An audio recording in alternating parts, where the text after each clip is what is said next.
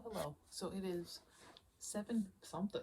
No, it's just 7 p.m. on Christmas 2024.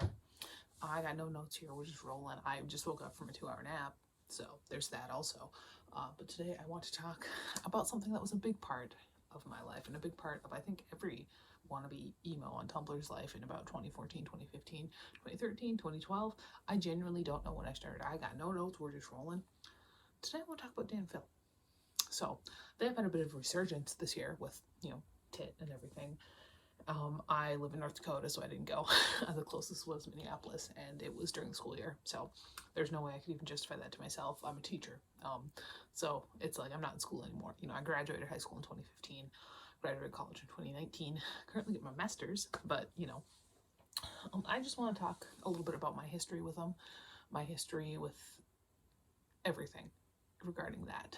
And I just kind of want to talk it through, so I genuinely don't remember when I started watching them. I have a vague remembering of watching Dan's video about him dropping out of college, like as it came out. So I think that's roughly when it was. So I was pretty early, regarding, I very, very, very much remember like when the Amazing Tours Out on Fire, stuff like that was going on.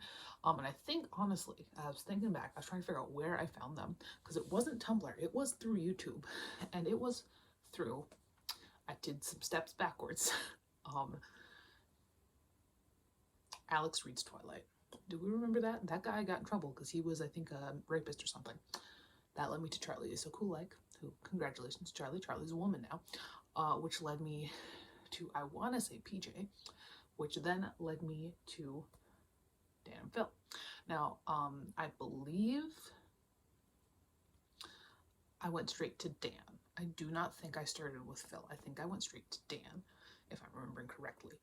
And I mean, I'd seen his face all over because he was gift to Helen back on Tumblr. I'm not gonna like there was like the like all the feels gift that was really big.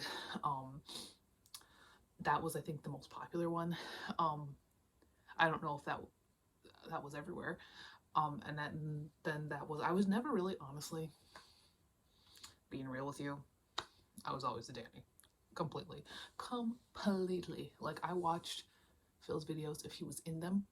I was very rarely going to go and just sit and watch an Amazing Phil video. Was it because Dan was cuter? Yes. Absolutely. Yes. And I do remember, everybody talking, because the men were not subtle when they were, especially in the early, like, Phil's on Fire, stuff like that. Like, they were not subtle. I wholeheartedly believe them when they were talking. I remember them going through like Tumblr tags and stuff like that, and like making fun of all the shipping stuff. And that was a point in time. I remember middle school, I read the Mortal Instruments.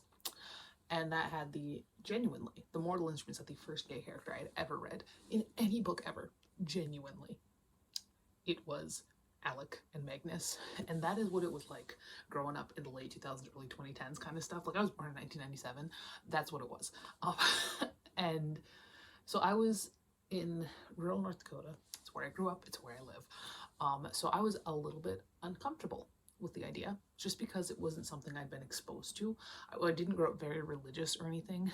Like we did go to church, I guess every week until I think I was in high school when they let me stop. I remember in middle school just pretending to be asleep for so long so that they would let me stop, not go and be like, no, I'm sleeping, can't make me go, kind of thing. Because I've never really believed in any of that. So it wasn't even a religion thing. It was just new, it was new. And I do remember wholeheartedly believing in them when they were like, no. I mean, like, we're obviously completely straight. Because I was, 14 and also in love with Dan. That's how it was. And so I do think that when Basically I'm Gay came out, I was not shocked, because that was like, at that point I was in college or graduating college. I don't remember, it was 2018 or 2019. I do not remember the exact timeline. I either just graduated college or I was just done with my, I think it was 2018. If it was, I had just finished my junior year of college. At that point, I was like, I watched it, I was like, okay, yeah, you know, that checks out. And honestly, I have always been of the opinion that that was the hard launch. That's what it was. The man said they were soulmates. I'm gonna say that was the hard launch, and the fact that everybody was so conditioned to be like, no, don't say that about them. Nobody took it seriously, and that's why everybody's still waiting for a hard launch. But they already hard launched. They did that. I'm a big was the hard launch truther. That's what I am. And so that that didn't surprise me, but it was like, oh, damn. And I will say, honestly, if you were to take any fact about the current day, and put it back in like little 2012 Aurora's brain and be like, this is what life is like now, the thing that would surprise her the most is the evolution of them. Genuinely, that's what it would be. I was, like I said, I was a big fan in high school, middle and high school, and again, mostly on the Dan side because he was cuter.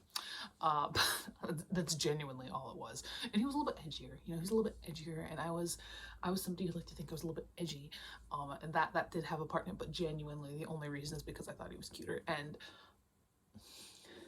he is one of the most beautiful men that's ever existed. I'm still gonna be like, yeah, and I do genuinely do still think I'm more of a Dan fan, but I think a lot of that is just a holdover. I do appreciate Phil. I vibe with just the weirdness. I think it's so fun.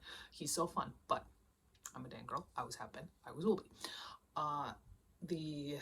What was I even going? Yes, so I was a fan, obviously. I have not been more of a fan since they came back. And I honestly don't think, did I watch all? I don't think it was right when they come back either.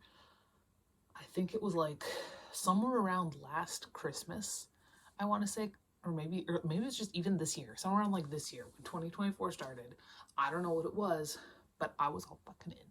Every video, immediately watched it.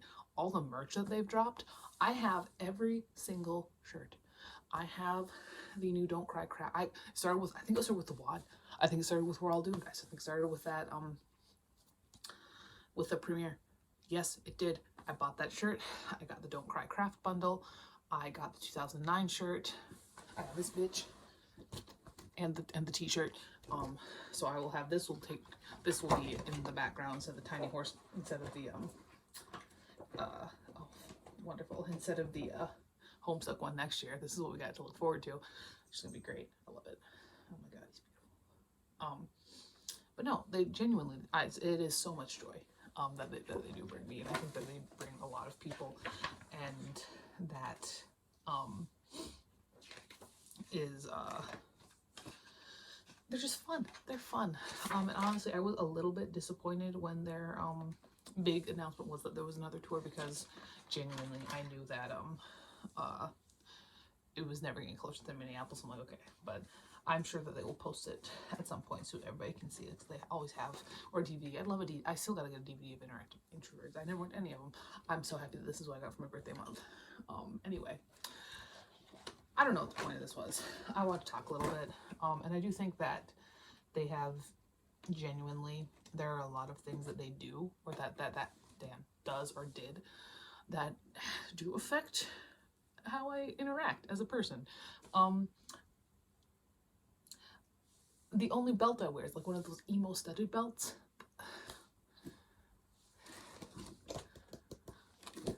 And there's so much that I'll just like remember, like, oh god, that was them, every single thing. I did buy the Amazing Books Not on Fire when it came out. I did buy that. I think by the time Dapco came out, I was kind of out of it, so I never bought that. I did recently, I think it was last May, I went to a used book sale and I saw it there and I was like, holy shit, and I had to buy it. So it's gotten in the book wall now. I do have Dan's book in the book wall too. That was, I remember working at the library and that we got that because it was big. It was a big like mental health book. And I was like, oh, shit, this guy, I remember this guy. He like raised me. So yeah, moral of the story, I will be, next year I'm going to be trying to do less random impulse purchases, but I do think that the one exemption to that is going to be anywhere, like when they drop their tit merch, like, you know, I'm going to buy whatever they put on their website, like immediately. It's going to be immediate. It's going to be as soon as they post it, I'm going to be like, all right, I'm buying it all. Because that's what I've done. And I know people have issues with like not receiving their stuff. I never have. Like I've gotten all my shirts. I got everything pretty quickly. So I don't know if I'm just like lucky with where I live. It must be close to a distribution center or something, which is weird because I live in the middle of nowhere. But I've always, you know, gotten everything pretty quickly. I know I got the 2009 shirt like the day that the link for this went live, and so I was like, ooh, look at that. But yeah, that's that. Just a little rambly, ranty video. I'm gonna make a pizza.